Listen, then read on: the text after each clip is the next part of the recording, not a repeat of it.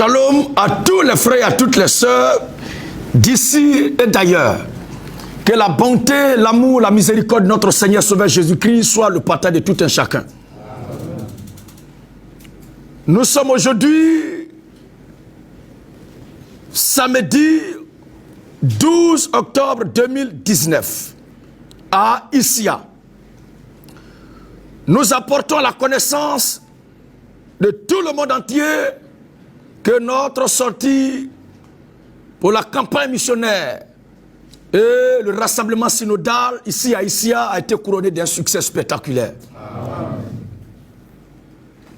Aussi, nous tenons à informer le monde entier et mettre tout le monde au courant de l'avancée de l'actualité de notre combat que nous menons. Nous menons un combat qui n'a rien à voir avec la politique de ce monde. Nous ne militons dans aucun parti politique dans ce monde.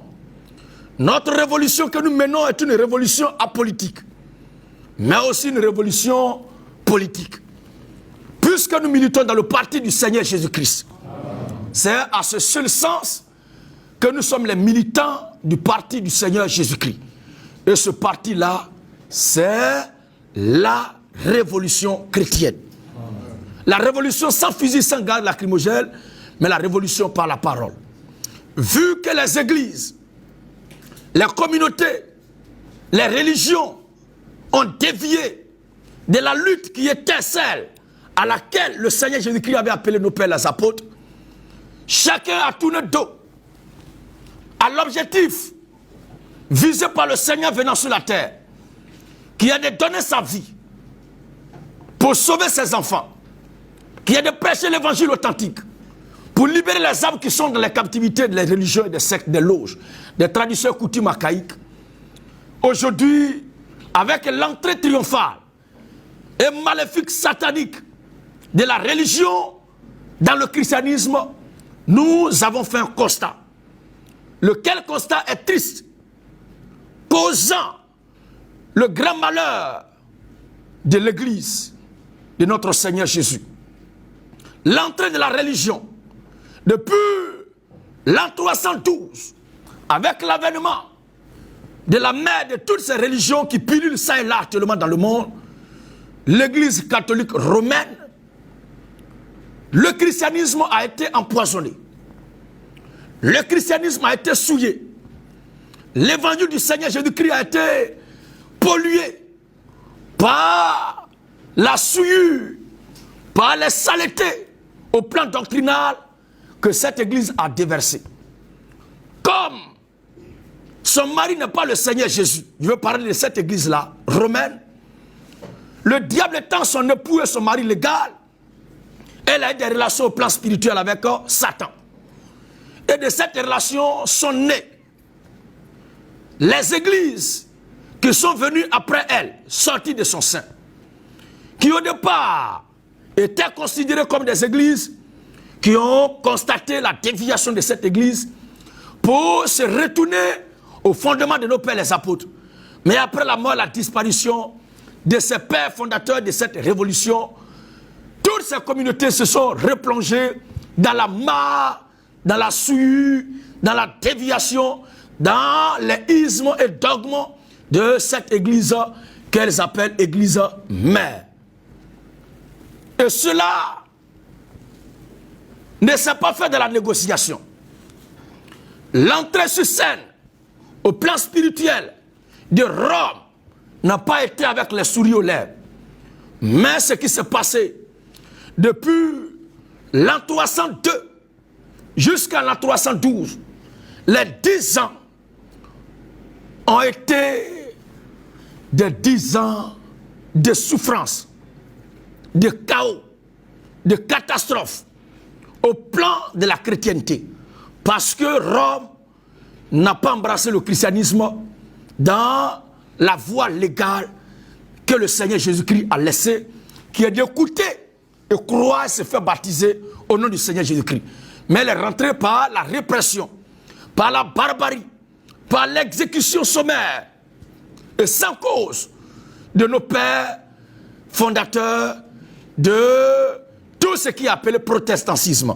Aujourd'hui, le protestantisme ne reste que des noms. Il n'est plus question de dénoncer. Il n'est plus question de présenter ce Dieu redoutable qui, hier, menait la lutte, renversait dans son corps d'homme lorsqu'il était à Jérusalem tous les vendeurs d'illusions dans le temple, tous les vendeurs de pigeons, tous les commerçants dans le temple. Aujourd'hui, ce Dieu redoutable, dans son aspect redoutable, a été remplacé par des personnalités qui nous sont étranges et qui sont étrangères à la vie de Dieu, qui sont appelés à tort des saints, mais qui ne sont pas des saints. Ce sont des sanguinaires, ce sont des barbares, ce sont des méchants, ce sont des impies qui ont combattu et persécuté les chrétiens et qui nous ont rapporté de façon fallacieuse une histoire tronquée, trafiquée. Dieu nous a fait grâce de découvrir que l'avènement de cette église et ses filles n'ont jamais fait du bien à l'église du Seigneur Jésus. Ayant découvert cette vérité-là, ayant découvert la vraie version de cette histoire, nous exhortons cette église appelée à tort église mère de prendre son courage à bras le corps pour rédiger non pas une histoire mais la tragédie de l'église. Parce que ce qui s'est passé de l'an 302 à 310 n'est pas une affaire de rédiger une histoire concernant l'église. Mais cette communauté-là, venue de Rome, doit rédiger, doit retracer la tragédie qu'elle a fait subir à l'église véritable du Seigneur Jésus-Christ qui est née depuis l'an 33 de notre ère. Je voudrais dire ceci. Comme il y a des gens qui, en toute chose, doivent rester attachés au mensonge et périr pour aller à la perdition. Mais il y a aussi des gens qui sont nés pour l'acquisition du salut. C'est pour cela que nous nous attelons à parler. C'est pour cela que nous nous efforçons à crier chaque jour. Pour que la conscience de ce reste se réveille. Pour que la conscience de ce petit reste soit visitée par la lumière de Dieu. Et ici, et maintenant, nous voulons dire ceci.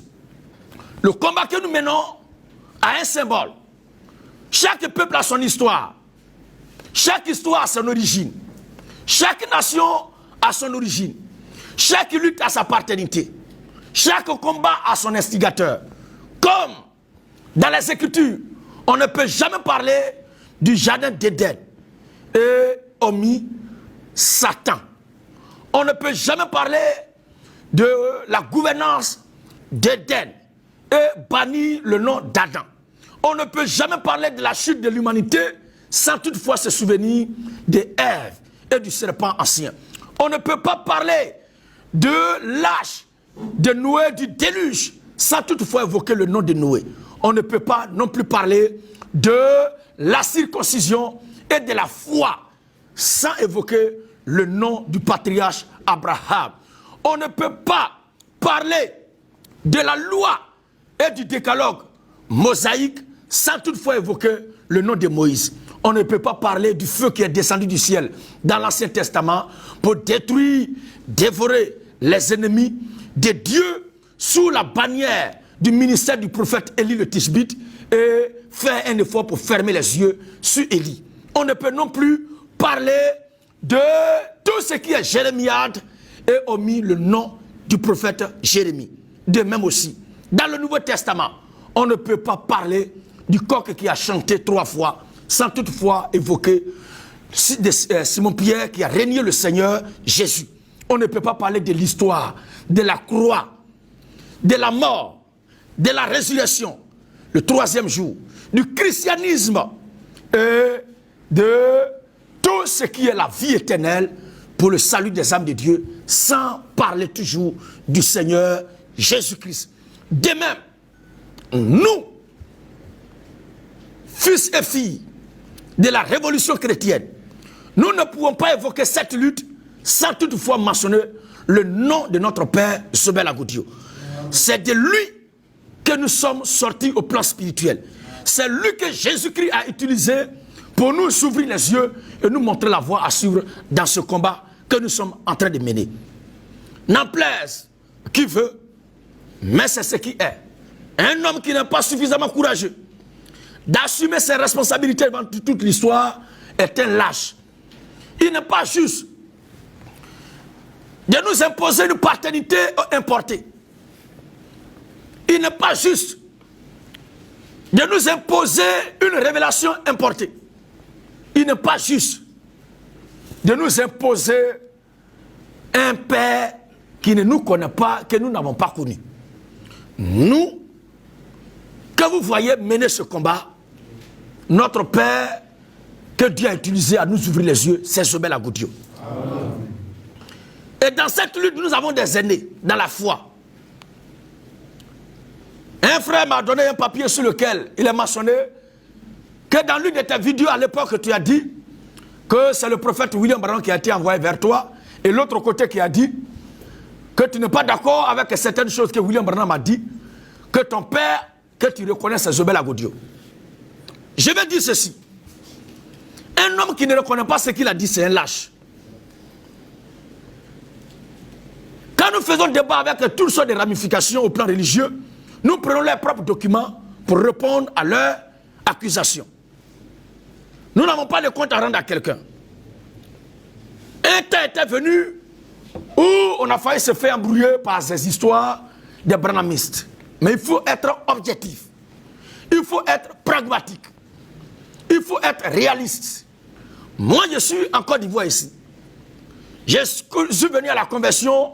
J'ai entendu cet évangile en l'an 2000. Et celui de la bouche de qui j'ai entendu. Et celui qui m'a enseigné. Et celui qui m'a formé. Celui qui m'a instruit. Et celui qui m'a lancé sur le champ de bataille. C'est Zobel Agoudio. Il est juste de reconnaître et d'accorder la place à ce qui revient à chaque serviteur de Dieu comme Dieu le recommande. C'est Zobel Agoudio que j'ai vu. C'est lui qui m'a prêché l'évangile. C'est lui qui m'a enseigné. C'est avec lui que j'ai marché. Il n'était pas juste et convenable que je reste hypocritement dans ce mensonge jusqu'à la fin de mes jours. C'est pourquoi, ayant reconnu cette vérité-là, il est bon de ressaisir. Ce n'est pas une doctrine. À ce frère-là qui m'a posé la question, ce n'est pas une question doctrinale, mais c'est une question de personnage de qui j'ai entendu l'évangile. Au lieu de dire que j'ai entendu et que c'est William qui m'a été envoyé, il est juste et parfait de reconnaître que William ne m'a pas connu et moi je ne l'ai pas connu, il est mort même avant que je ne naisse.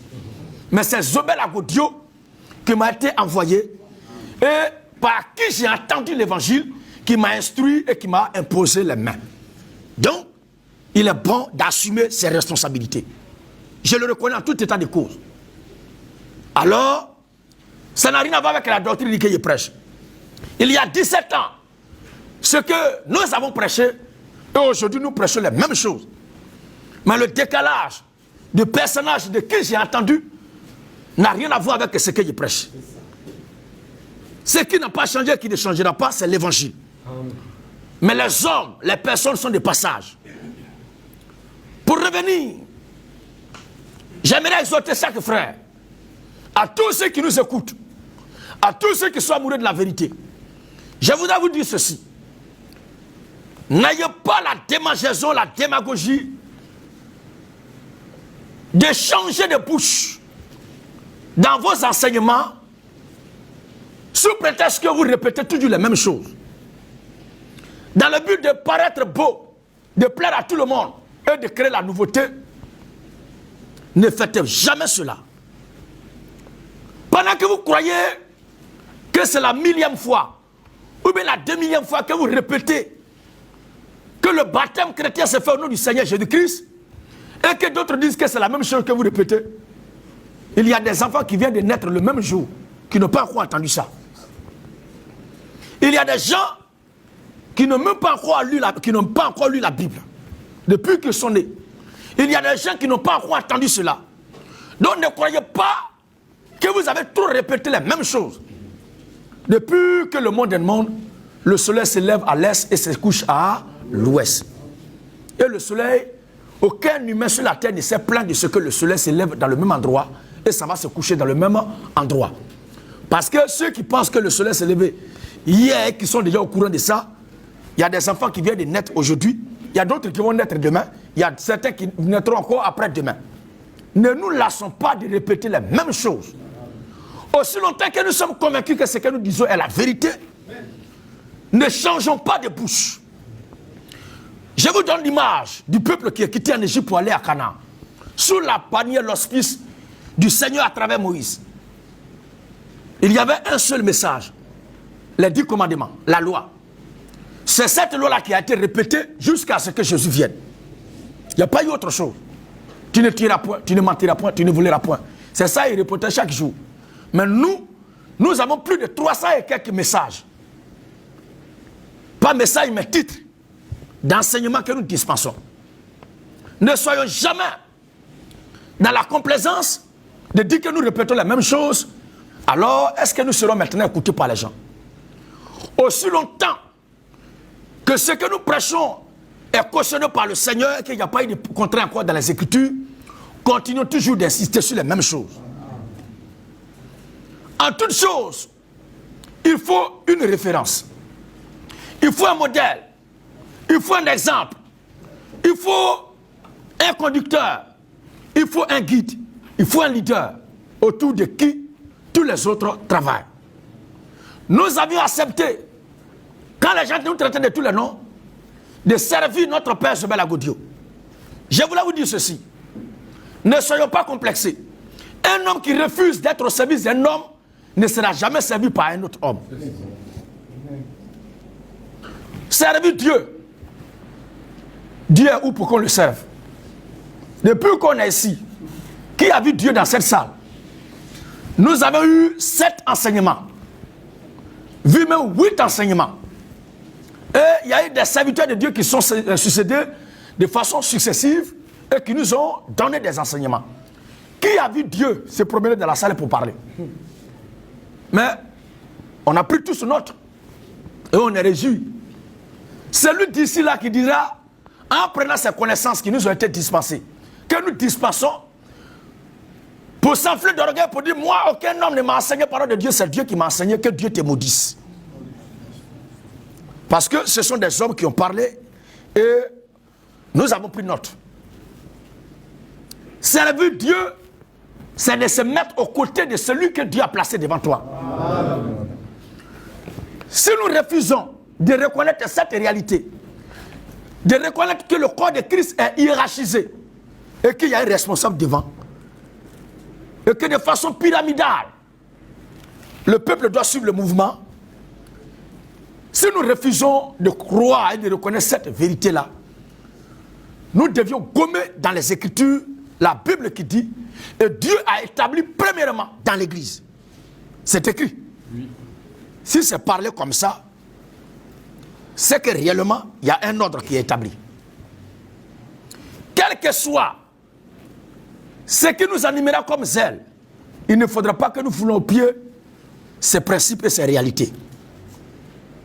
Il nous faut un modèle, il nous faut un responsable, il nous faut un leader, il nous faut un conducteur, il nous faut un guide qui servira de modèle, comme nous sommes en train de le faire.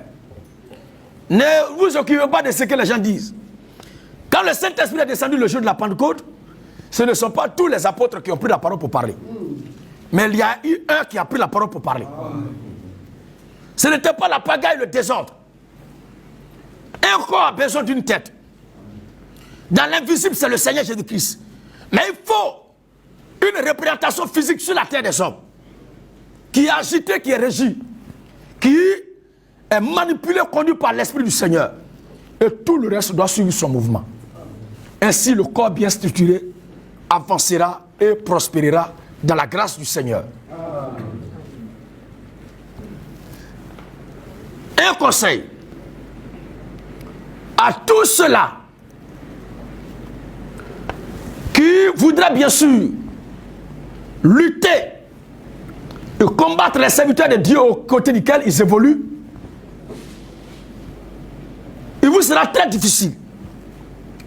Des gens qui ont eu le même maître avec vous, qui ont été instruits par le même serviteur de Dieu avec vous, de les détourner et de les conduire. Ça sera très difficile pour vous. Parce que l'exemple que vous leur donnez, la façon que vous faites des projets, des calculs noirs, pour combattre vos pasteurs aux côtés de qui vous évoluez, la Bible dit ce qu'un homme aura semé, c'est ce qu'il va récolter. De la même façon que vous allez creuser en bas d'eux, de la même façon que vous allez mettre les bâtons dans leurs roues, c'est de cette même façon-là que l'amour de Dieu, la bonté de Dieu permettra que les gens vous fassent la même chose. Car est-il écrit, ce qu'un homme aura semé, c'est ce qu'il va récolter.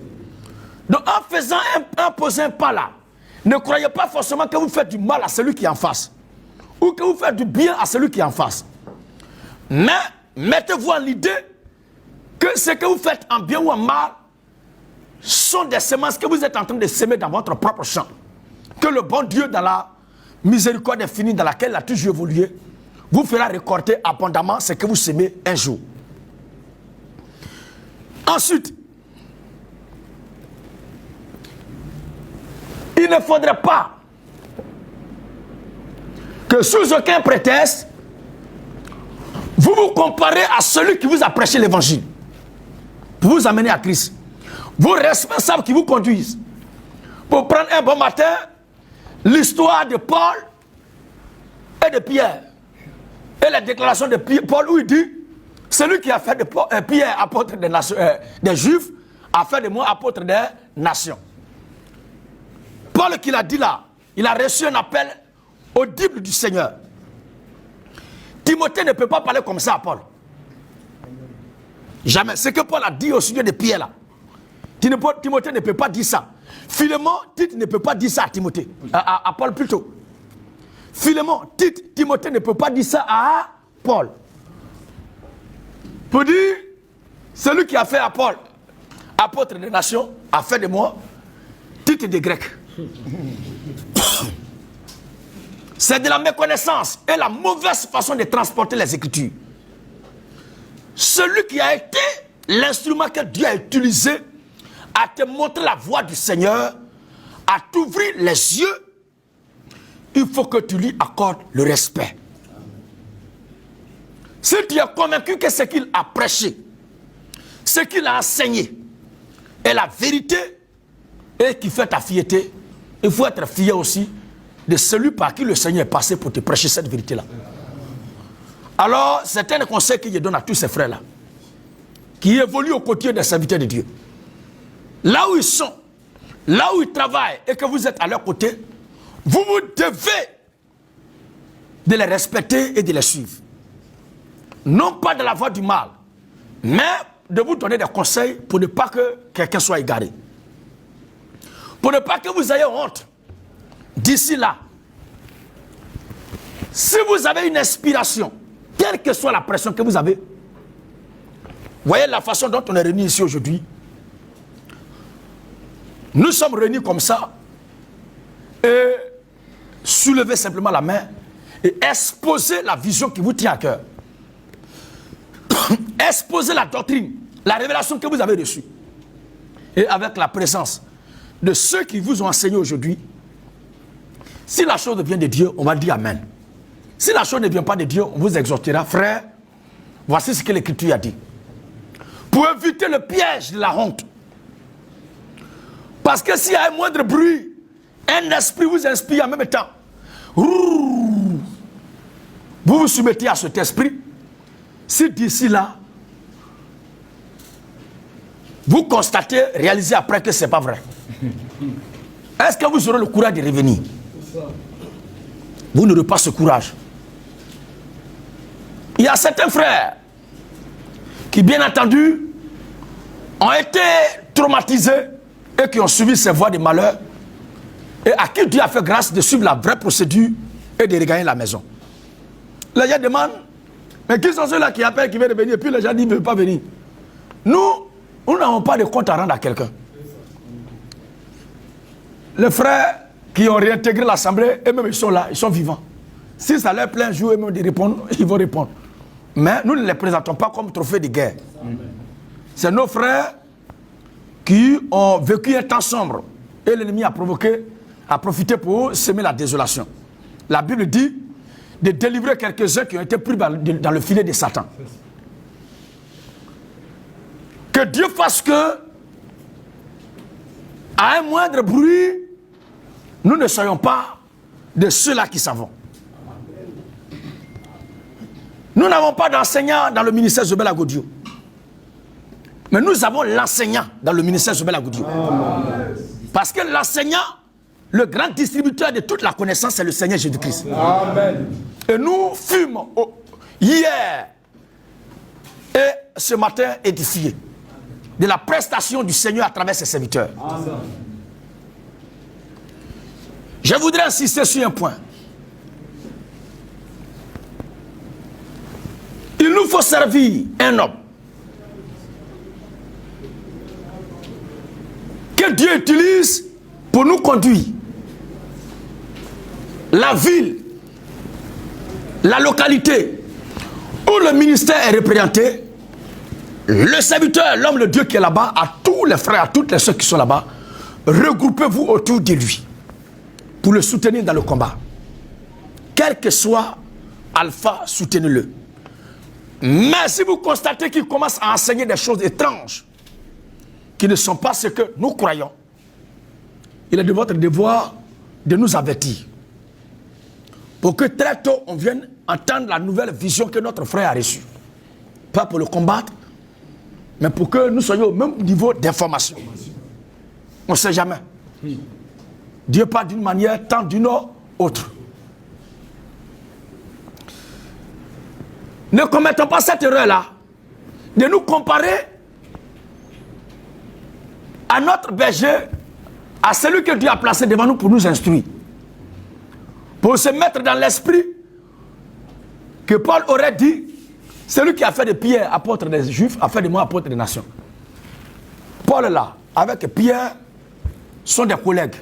Mais toi, celui qui t'a prêché l'évangile, vous n'êtes pas des collègues. Ça, il y a une dimension de père et une relation de fils envers son père. Ne commettez pas cette bêtise-là. Et nous, en tant qu'enfants de la révolution chrétienne, nous assumons pleinement que ce n'est pas Dieu qui nous a établis, mais c'est notre Père Zobel Agoudio qui nous a établis. C'est Zobel Agoudio qui nous a établis. Si lui est appelé missionnaire, l'autre est appelé docteur, l'autre est appelé pasteur, c'est la bouche, le micro de Zobel Agoudio qui a proclamé cela. Ce n'est pas Dieu. Et jusque-là, personne ne peut prouver le contraire. Et nous assumons pleinement, parce que nous reconnaissons que Zobel Agoudio est un authentique, il a été un authentique serviteur de Dieu. Amen. Et la preuve que ce qu'il a, il a été de Dieu, c'est que nous continuons dans ce qu'il nous a laissé et nous partons de succès en succès. Amen. Soyons fiers de notre paternité. Amen. Depuis des années, les gens ont cru que de l'Afrique, rien de bon ne pouvait sortir. Que de l'Afrique, il ne peut sortir quelque chose de concret. Que de l'Afrique, la voix de Dieu jamais ne pouvait retentir. Mais le programme des hommes n'est pas celui de Dieu. Dieu a son plan à part. L'Occident a parrainé des communautés ici en Afrique. Et ces communautés-là sont obligées d'enseigner, de se soumettre littéralement à ce qui vient de ces communautés occidentales. Au point que quand il y a problème dans leur communauté, ils sont obligés de lire les documents de ces occidentaux. Si ce n'est pas ce qu'ils ont dit, ce n'est pas Dieu qui a dit ça. Comme si l'Afrique est une terre interdite de la révélation de l'Esprit de Dieu. Si cela existe, que les gens nous donnent des preuves bibliques que Dieu a strictement interdit, il s'est lui-même interdit de parler ou de se révéler, ou bien de révéler sa pensée à un Africain. Il a plu au Seigneur de souffler le vent chaud de la révolution chrétienne dans l'esprit de notre Père Zobel Agoudio, lequel a soufflé de par la puissance du Seigneur Jésus-Christ le même message dans notre esprit. Et c'est ce vent chaud-là que nous dégageons dans tout ce que nous faisons. Étant convaincus que ce que notre Père nous a enseigné est la vérité, nous ne sommes pas prêts à nous mélanger avec un groupe de quelconque croyants. Tous ceux qui ne se reconnaissent pas dans la lutte que nous menons, nous ne nous associons à personne. Amen. Et nous ne demandons à aucune communauté religieuse de nous parrainer. Parce que notre existence n'est due à qui que ce soit. Nous devons notre salut au Seigneur Jésus-Christ. Aucun occidental ne m'a prêché l'évangile. Dans cette salle, aucun occidental n'a évangélisé quelqu'un. Dieu a utilisé des noirs comme nous pour nous parler de Dieu. Nous n'avons pas à aller fabriquer, à aller chercher dans un tombeau quelque part, loin de la Côte d'Ivoire, une paternité qui ne nous a jamais connus. Notre paternité que Dieu a suscité pour nous révéler la vérité a été enterrée à Ouyansville.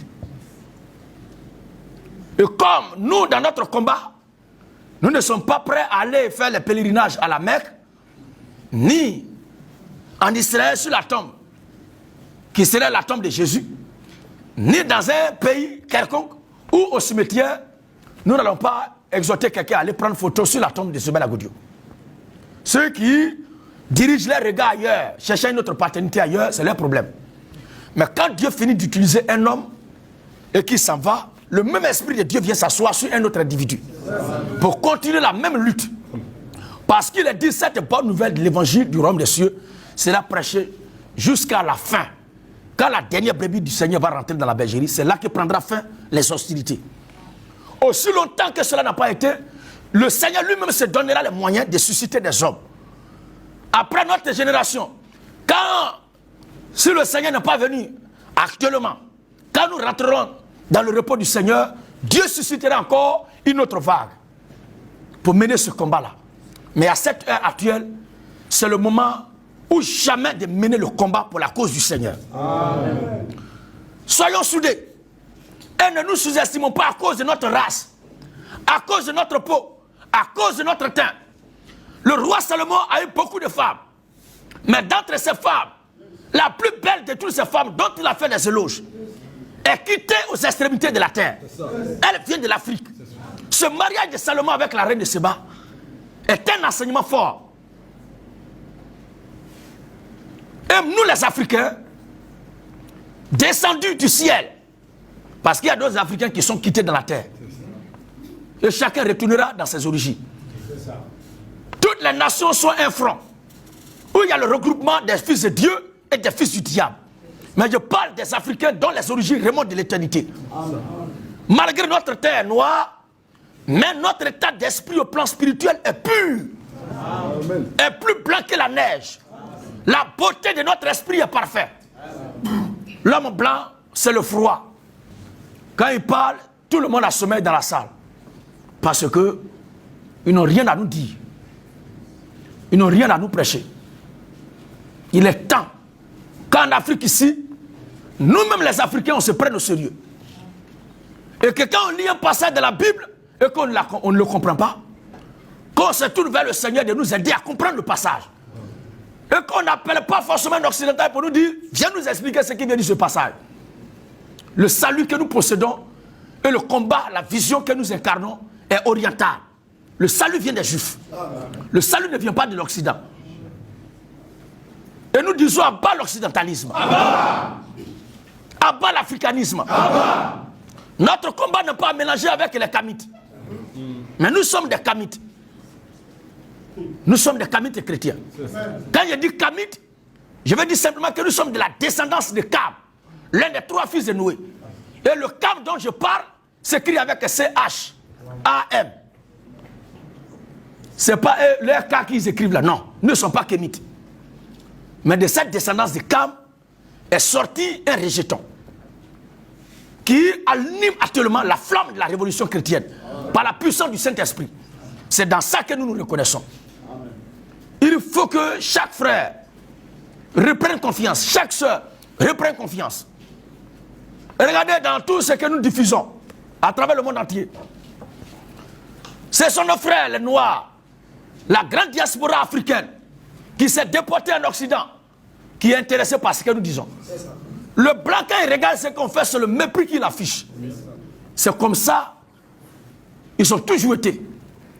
De la même façon qu'ils ont colonisé nos peuples, au plan politique, économique et culturel, ils veulent aussi nous coloniser au plan spirituel. Nous n'allons pas accepter une telle colonisation. Et nous disons à bas le néocolonialisme. Le colonialisme spirituel. Il faut un peuple pour revendiquer son émancipation. Et pour que cela soit possible, Nous ne devions rien attendre d'eux. Parce que si nous leur tendons la main, ils vont d'ici là chercher à nous contrôler. Cependant, s'il y a un d'entre eux qui veut nous donner l'argent, nous prenons et nous mangeons. Ils ont pillé nos peuples, ils ont volé nos nations, ils ont détruit et mis en mal nos races. Alors si pour un problème de rachat de conscience, quelqu'un d'entre eux a été ligoté par notre Dieu pour nous donner un fonds, nous prenons ça avec bon cœur. Même si c'est un féticheur, si c'est un marabout, si c'est un franc-maçon, un illuminati raélien, un rosicrucien qui me donne l'argent, je prends ça. Pour équiper le ministère pour qu'on mène la lutte. Mais ne confondons pas ce qui rentre dans notre bouche et le fait que nous devons dégager. C'est ça. Il faut mener la lutte pour la cause du Seigneur. Et exhorter, remettre en confiance tous nos frères et nos sœurs. De se prendre au sérieux. Parce que le malheur de l'église ici en Afrique, c'est que aussi longtemps que ce n'est pas quelqu'un qui a quitté l'autre côté, on ne l'écoute pas. Et l'église en Afrique ici souffre de la martyre des malhonnêtes, des méchants, des bandits déguisés en costume de pasteurs parmi nos propres frères africains qui prêchent des messages étranges. Et eux aussi, ils ont suivi leur formation dans l'école biblique occidentale, dans les grands séminaires, moyens séminaires, petits séminaires. Sortis de là-bas, c'est l'occidentalisme outrancier masqué qu'ils sont venus dispenser au peuple pensant que c'est le christianisme. Mais quand nous mettons cela à la lumière des Écritures, nous constatons que c'est du n'importe quoi, ce n'est pas le christianisme. C'est ça. L'heure est arrivée de ne plus dire c'est l'église de mon père et de ma mère.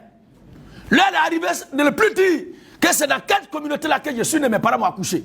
Mais il est temps que chacun prenne sa Bible. Là où vous êtes, quoi que vous fassiez, d'où que vous préveniez, à vous les frères africains et tous ceux du monde entier qui sont convaincus que la vérité encore existe et qui veulent bien la palper à travers les Écritures saintes, nous les exhortons à prendre la Bible et la lire en suivant ce message que nous prêchons. Tu me diras, c'est quel message vous prêchez? Nous ne prêchons aucun message nouveau. C'est l'évangile du Seigneur Jésus-Christ que nous prêchons. C'est pourquoi jusque-là, dans tout ce que nous disons, il est écrit. Il est écrit. Quiconque vous parlera d'un autre individu autre que Jésus-Christ, c'est un maudit de la malédiction. C'est un antichrist. Si vous voyez quelqu'un à cette heure-là se proclamer comme étant le salut de l'humanité, il est la plus grande imposture dans son état primitif. La cruauté de la barbarie, du mal et de l'antichrist même. Il y a un seul salut pour le peuple de Dieu. C'est le Seigneur Jésus-Christ. Et tous les serviteurs de Dieu qui se sont succédés à travers l'histoire et qui ont parlé, aucun d'eux n'a fait sa propre publicité. Aucun d'eux ne s'est présenté comme étant le salut. Mais eux tous ont présenté le Seigneur Jésus-Christ. C'est lui seul qui est notre salut. À lui seul la gloire maintenant pour l'éternité. Il y a certains frères ou certains auditeurs qui écoutent le message que nous prêchons avec admiration, mais ils se disent qu'ils sont grands de la société. Ils se disent qu'ils occupent une position élevée. Ils affichent l'attitude de ces croyants dans l'Écriture parle d'après chapitre 3, à partir du verset 14 jusqu'au verset 22. Des gens qui ne sont ni chauds ni froids. Une croyance frappée de tiédeur. Vous mourrez dans ça, vous irez en enfer. La position que vous occupez là, dans la société là, cette position n'est pas plus importante que le Seigneur Jésus-Christ. Lui, le grand Dieu des cieux, est descendu de son trône de gloire et est descendu dans les eaux sales du Jourdain pour se faire baptiser par Jean-Baptiste. Toi, tu es qui pour dire que toi, tu occupes une position, une responsabilité de la société, donc tu crois, mais tu ne peux pas venir prendre ton baptême. C'est comme ça que certains se sont laissés influencer et ont introduit dans l'église le baptême par aspersion. Parce qu'ils ont parlé, leur soi-disant évangile, à un certain individu rempli d'orgueil. Et ils ont introduit des baptistères, je ne sais quoi. Chose qui n'a pas été pratiquée par nos pères les apôtres.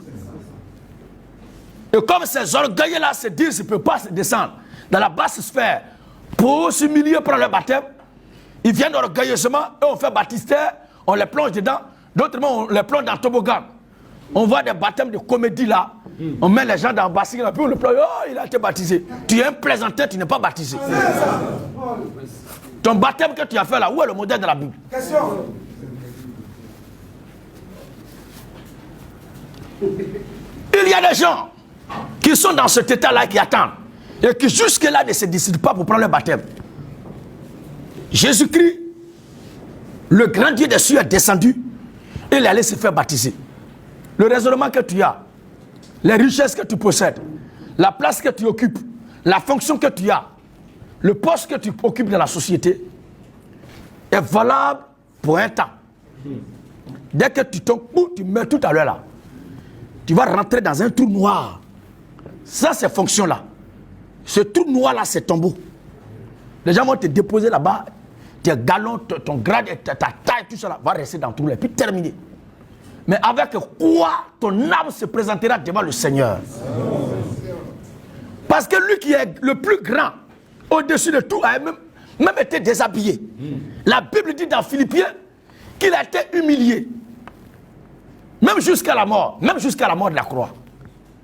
Il faut que nous suivons ce que l'Écriture a dit. Dans Matthieu 18, le verset 7, il a dit, si vous ne vous humiliez comme ces petits enfants-là, vous n'entrerez pas dans le royaume des cieux. Il faut que l'humilité incarne chacun. Et que vous vous laissez conduire par le Seigneur en vous détachant de votre ego, de votre orgueil, qui ne sont que des choses qui, pour nous, sont de la poursuite de vent sans gain de cause. C'est de la vanité. Si tu as reconnu que l'évangile que nous prêchons est la vérité du Seigneur, il faut accepter de prendre ton baptême. Il faut te joindre à ta famille chrétienne que nous sommes pour mener la lutte. Lui qui est à côté de toi, qui te dit telle chose, lui et toi, vous n'êtes pas la même chose. Nous sommes tous reconvertis d'un corps d'homme, mais à l'intérieur, dans leur corps, c'est un démon qui est là-bas. Et certains, c'est la semence de Dieu. Donc rien ne prouve que lui-même est né pour aller au paradis. Le salut, la décision se prend de façon personnelle. Il a dit celui qui croit, il n'a pas dit ceux qui croient. Pour dire que c'est une affaire de club ou d'équipe. Alors, que chacun se décide. Une autre préoccupation, on remarque que quand quelqu'un vous tourne et quitte le MSA, ou bien quitte la lutte que vous menez, vous dites que c'est un diable qui est au milieu de vous. C'est pas vrai. Ce n'est pas juste. Nous n'avons jamais dit ça. Cela n'est pas vrai. Mais la chose à laquelle nous répondons, c'est une règle très simple. Si moi je quitte dans cette maison-là, et je dis que tous ceux qui sont dans cette maison où je suis quitté sont des fous. Je dis que tous ceux qui sont dans cette maison-là sont des fous. Et puis je sors. Et qu'eux réalisent qu'ils ne sont pas fous. Est-ce qu'ils vont dire que moi je suis normal? C'est une loi de réplique très simple. Si toi tu nous quittes, tu quittes le combat qu'on est en train de mener, et tu dis qu'on est Satan, on est diable, bon, on ne peut pas dire que tu es notre frère. Si on dit que tu es notre frère, c'est que nous sommes en train de dire que tu es Satan ou tu es diable aussi. Donc la logique elle-même aurait souhaité que ceux qui quittent le MSA, pas sur la base que nous prêchons une fausse doctrine, mais qui ont découvert meilleur ailleurs pour aller mener leur lutte, qu'ils partent sans faire des tapages. Mais quand vous dites que le ministère Zobel Agodio est Satan, maintenant les fruits, les branches de cet arbre qui est le ministère Zobel Agodio, qui est Satan, comment ces fruits-là, ces branches-là vont dire que vous qui les traitez de Satan, vous êtes leurs frères? C'est quelque chose de simple. Comme les gens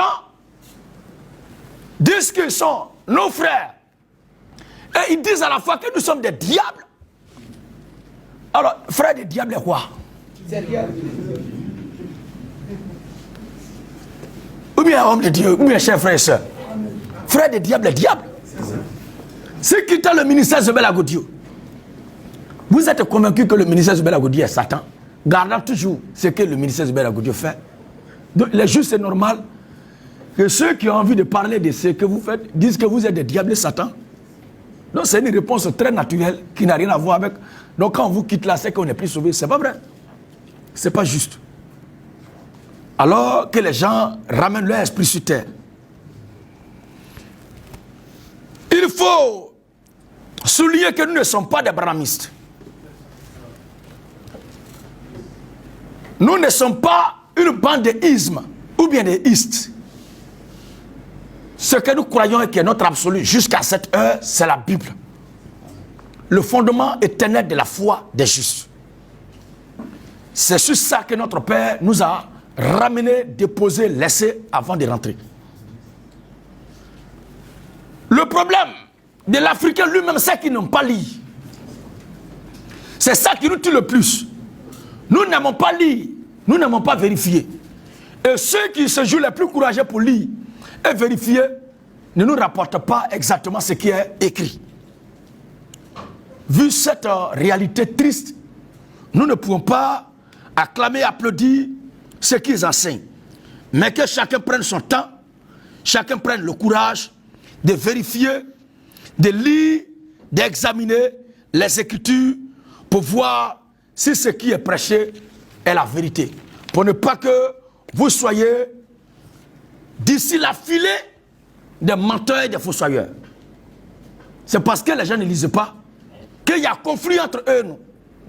Qu'il y a mésentente, il y a désaccord entre eux, nous.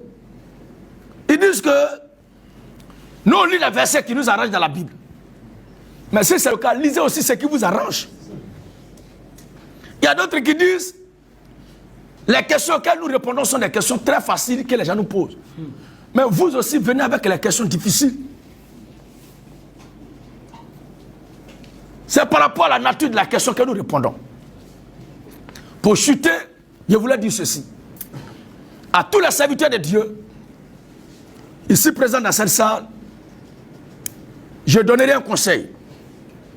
Ces frères qui sont à vos côtés et le peuple que vous dirigez, n'ayez pas les yeux fermés sur les difficultés. Il y a certaines choses que la prière ne peut pas régler. Il y a certains problèmes que la prière ne peut pas déplacer. Le peuple avait faim, le Seigneur n'a pas prié, mais il a pourvu sur le champ pour qu'il mange.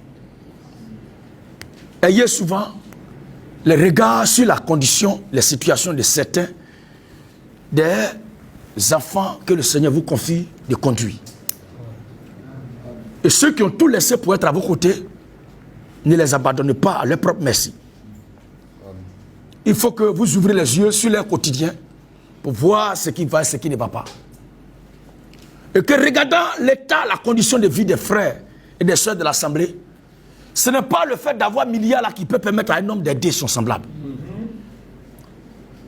Le Seigneur n'a pas attendu que son règne vienne pour pourvoir aux besoins de cette foule-là. Si on doit attendre à avoir toutes les milliards de la terre avant d'aider, et si on n'a pas eu ça jusqu'à la mort, on fait quoi? Quel témoignage on aura? Notre Père nous a instruits à la vie de partage, à la communion fraternelle. Que chaque serviteur de Dieu, comme vous savez bien le faire, et que vous le faites davantage encore, en vous occupant de ces frères qui sont associés à vous. Ne commettez pas l'erreur aussi de monter la tête des fidèles, des âmes, que ces frères qui sont à vos côtés vous aident en évangélisant à venir à Christ. Pour les présenter comme des diables, comme des satans, comme des gens qui ne sont rien, qui ne représentent rien, et que c'est toi, le pasteur, qui a quelque chose. Ne faites pas ça. Parce qu'en tuant ton frère dans l'esprit de celui que toi et lui, vous deux, vous êtes allés évangéliser là, c'est une éducation que tu es en train de lui donner. En tuant l'influence de ton collègue de service, de ce frère qui a tout laissé pour être à tes côtés, et exhortant le peuple à élever des prières contre lui, à le combattre, à le présenter comme Satan, diable, démon. C'est une leçon que tu es en train de donner à cette âme-là. Pour dire, si d'ici là on a fini de le combattre, moi-même là, il faut me combattre aussi. Parce que vous deux, vous étiez ensemble pour aller gagner cette âme-là à Christ. Maintenant, si ton complice est diable, est-ce que le diable mange avec Gabriel? Inconsciemment, vous êtes en train de s'aimer des mauvais grains dans le cœur. Et le plus souvent, ce qui fait ça, c'est affaire de place.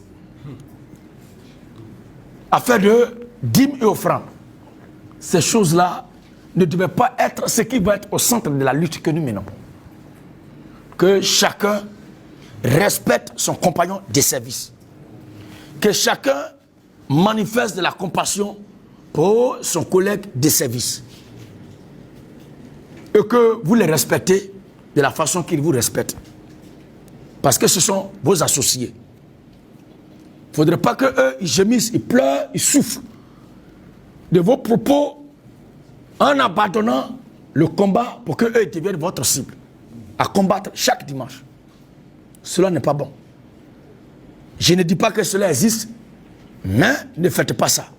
Au cas où la chose voulait se manifester, comprenez, croyez que ce n'est pas Dieu. Pour terminer,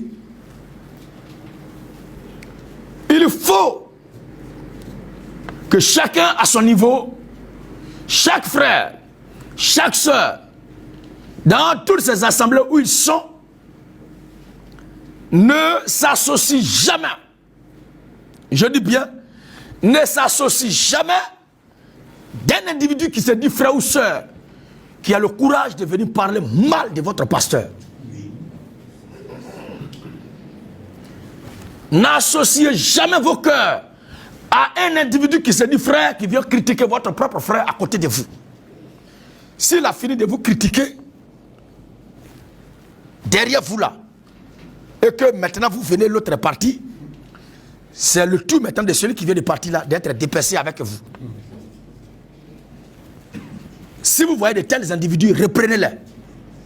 Réprimandez-les. Ce n'est pas l'esprit de Dieu. Et que l'amour, la communion, l'entente, l'harmonie, la cohésion règnent entre nous.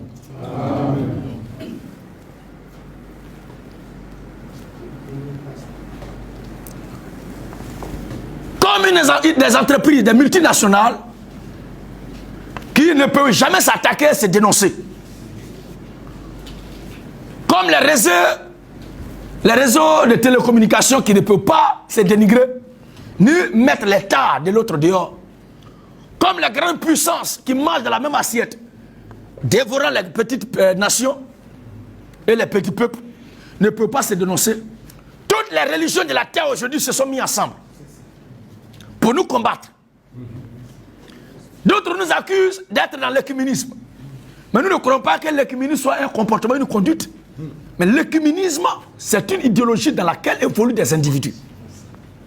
C'est un mouvement, c'est un rassemblement des esprits qui croient une même réalité, qui mènent le même combat. Regardez, depuis notre sortie, comment les choses se dessinent. Tout le monde, que ce soit les baptistes, Assemblée de Dieu, brahmanistes, catholiques, toutes ces religions, tous ceux qui se reconnaissent en ces leaders venus de l'Occident, regardez leur mouvement. Entre eux, ils ne sont pas d'accord. Entre eux, ils ne sont pas d'accord. Mais quand il s'agit de combattre la révolution chrétienne, ils sont ensemble. Ça montre que, actuellement au plan spirituel, ici en Afrique, et le signal qui s'en va dans le monde entier, il y a deux blocs qui se dessinent. Et c'est à ça que nous partons irrémédiablement. En ce temps de la nuit avancée, c'est ce qui va se dessiner dans peu de temps. Il y a d'un côté le peuple authentique de Dieu, et de l'autre côté, les religions, tous ceux qui portent la marque de la bête. C'est pourquoi nous disons que la marque de la bête n'est pas un papier. Mais la marque de la bête est un esprit. Et tous ceux à qui la marque de la bête réside vont se mettre ensemble. C'est vrai, ils ne s'entendent pas sur certains points de divergence. Ils ne croient pas la même chose. Mais quand il s'agit de s'unir pour combattre ceux qui exhortent tout le monde à revenir à ce que la Bible dit, ils se mettent ensemble. Et c'est ce que nous constatons aujourd'hui. Nous sommes en quelque sorte comme seuls contre tous au monde et tous contre un. Un seul. Un contre tous et tous contre un seul. Ce que notre Père avait prophétisé, aujourd'hui s'accomplit sous nos yeux. Eux-mêmes là, dans leurs enseignements, dans leur position, dans leurs ramifications, ils ne croient pas la même chose. Ils sont divisés, subdivisés, petit morceau, un groupe s'en va là-bas. Parce que c'est un groupe qui a moins de l'esprit du diable, qui baigne dans la division et dans la subdivision. N'ayant pas les mêmes enseignements, les mêmes idéologies. Mais quand il s'agit de nous combattre, et tous ils sont contents. Nous, notre lutte que nous menons, ne sont pas un rassemblement des individus qui ne croient pas la même chose, mais qui s'unissent pour combattre un individu. Non. Nous ne sommes pas un rassemblement des individus qui ne croient pas la même chose, mais qui se mettent ensemble pour combattre un groupe d'hommes. Non.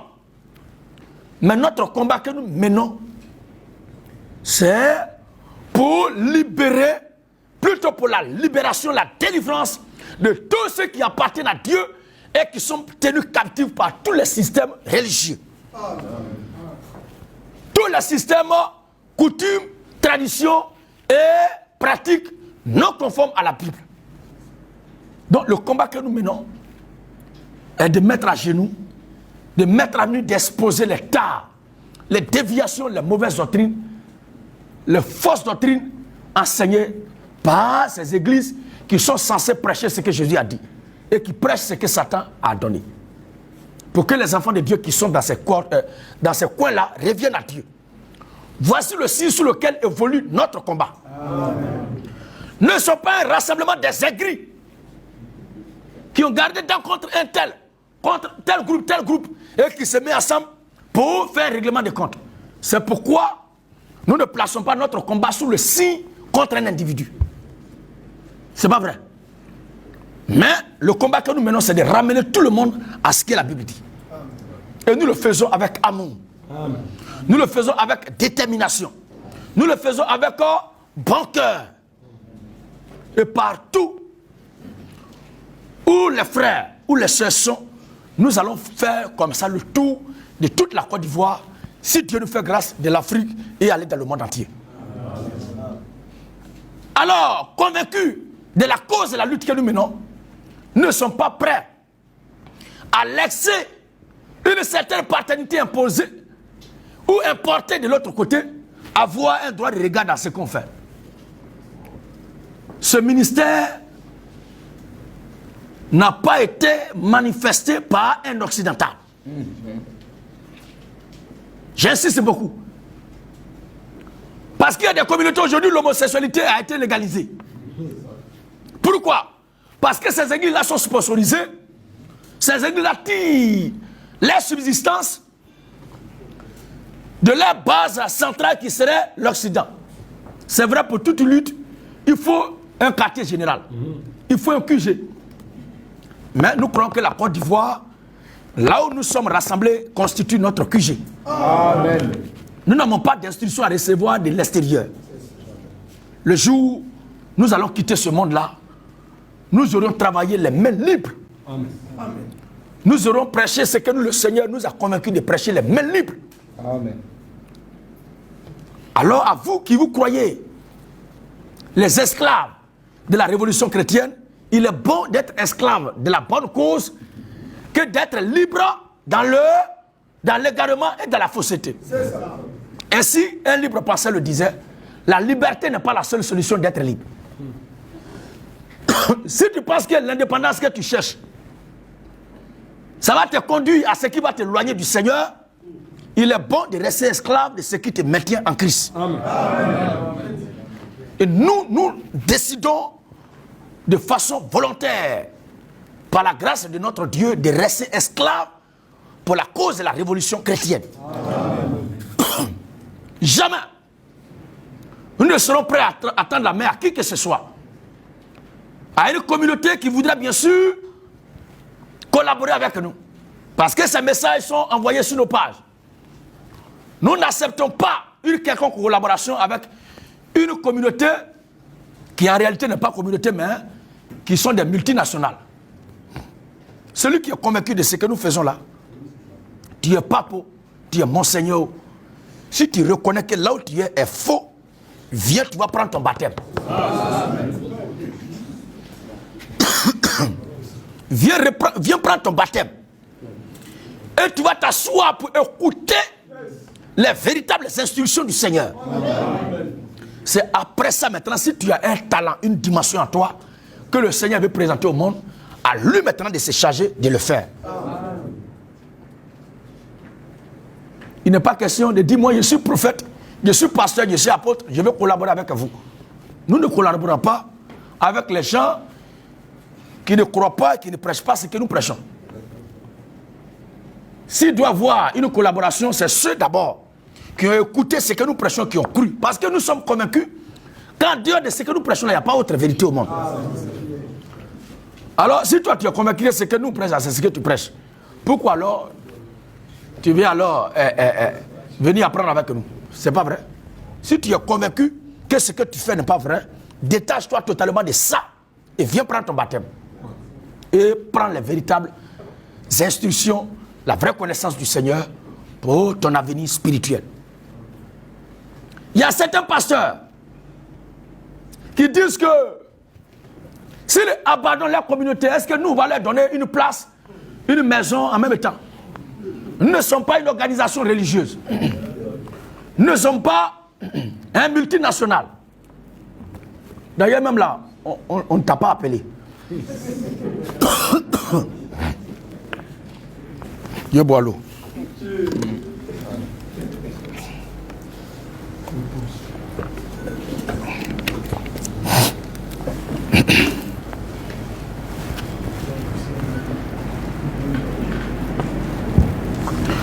D'ailleurs, ce n'est pas nous qui t'appelons, c'est le Seigneur Jésus-Christ qui t'appelle.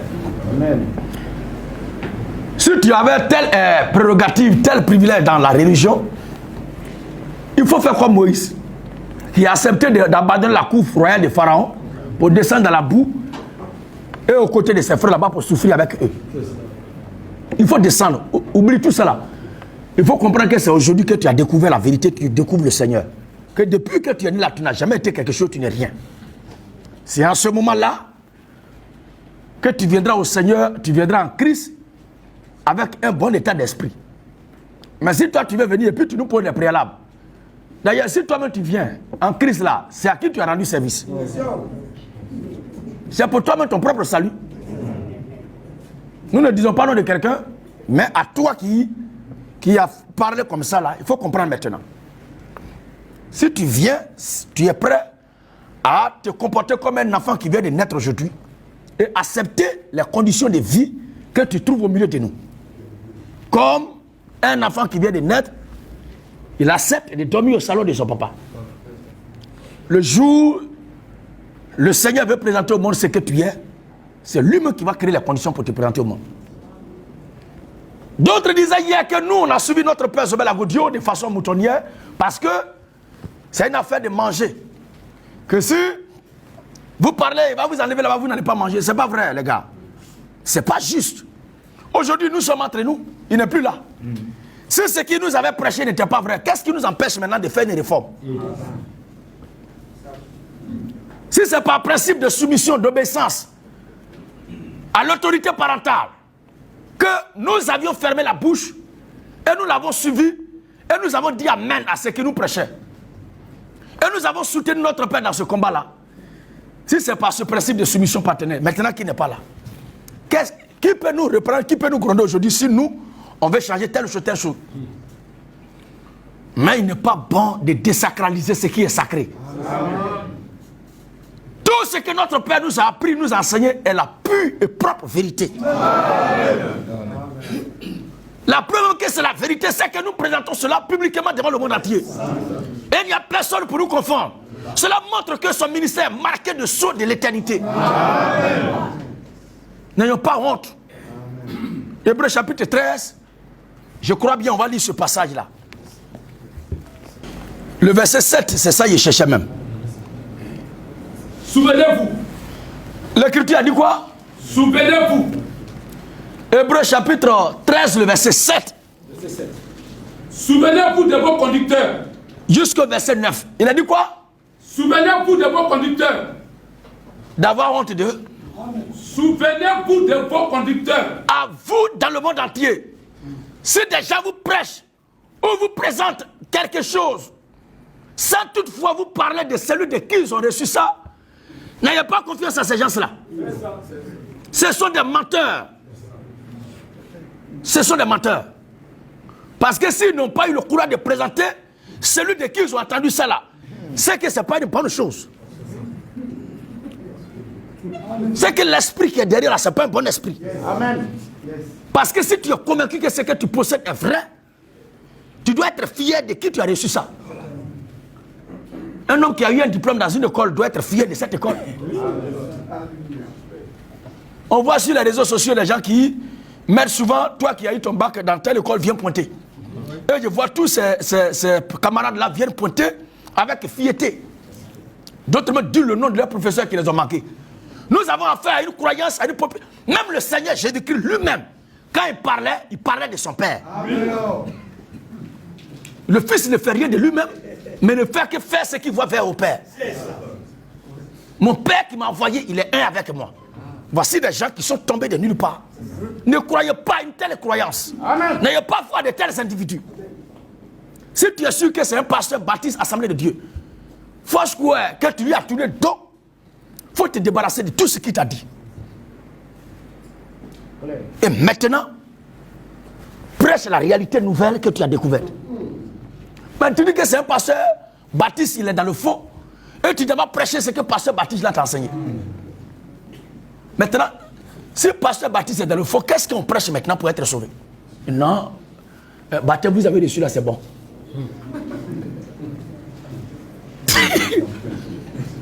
Oui, frère. Souvenez-vous de vos conducteurs. Souvenez-vous de vos conducteurs. Vous ont annoncé la parole de Dieu. À tous ceux qui quittent les communautés religieuses pour venir à cet évangile que nous prêchons, c'est une obligation de vous faire baptiser. Parce que la Bible dit que la foi vient de ce qu'on attend, et ce qu'on attend vient de la parole de Christ.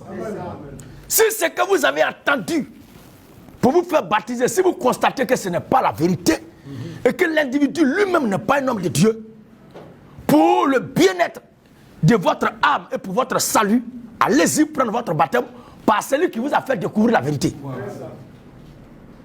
Et c'est ce que nous faisons à toutes ces âmes qui viennent dans ce que nous prêchons. Oui, frère.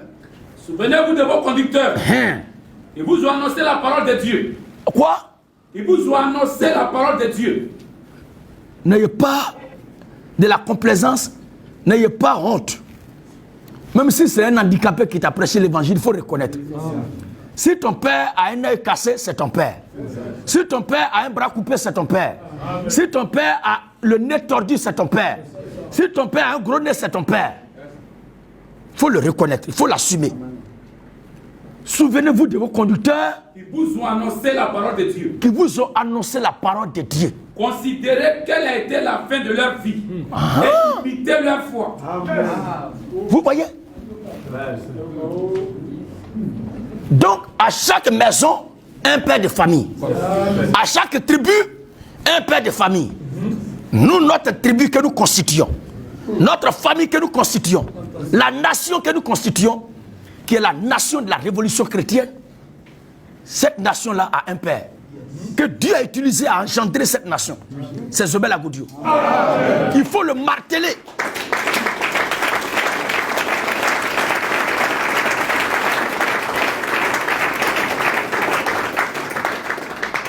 Et je n'ai cessé de mentionner cela depuis belle lurette dans tout ce que j'ai dit.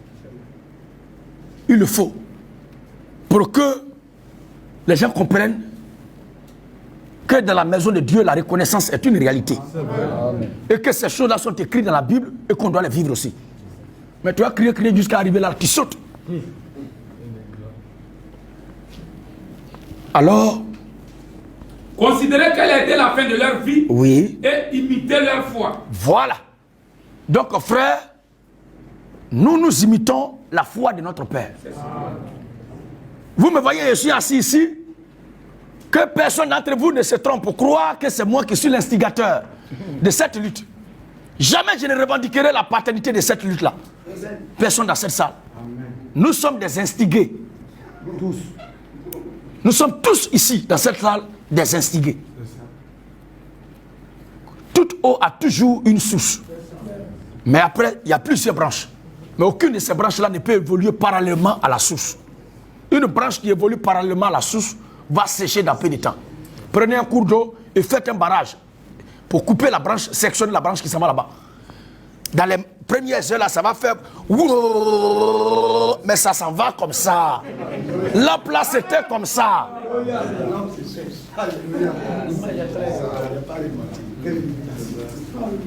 Aucune branche évoluant parallèlement, étant typique, étant propre à un arbre, ne peut procéder à une fructification, à une réussite, un épanouissement, une extension de son existence. S'il évolue, si plutôt elle évolue, parce que c'est des branches, si elle évolue parallèlement au tronc. Soyons tranquilles dans notre coin, frère. Et que le passé nous serve d'instruction. Ce ministère vient de Dieu, c'est pourquoi il subsiste.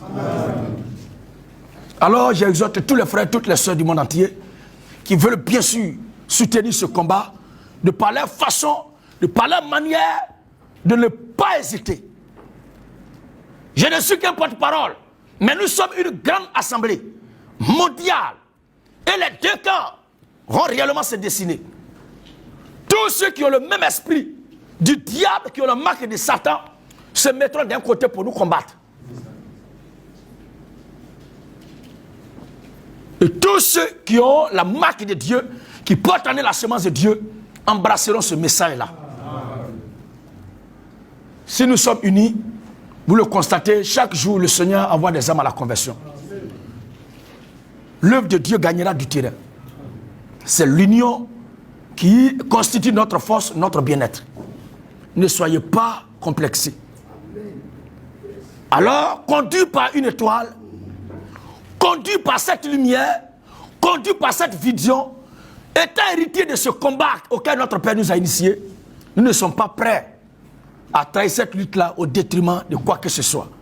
Nous mènerons le combat pour la délivrance des âmes, pour le bien-être du peuple de Dieu, ici en Afrique et partout dans le monde où le Seigneur permettra que nous partions. Que la paix de Dieu soit sur tous et que Jésus-Christ soit notre force dans ce combat que nous menons. Shalom à tous.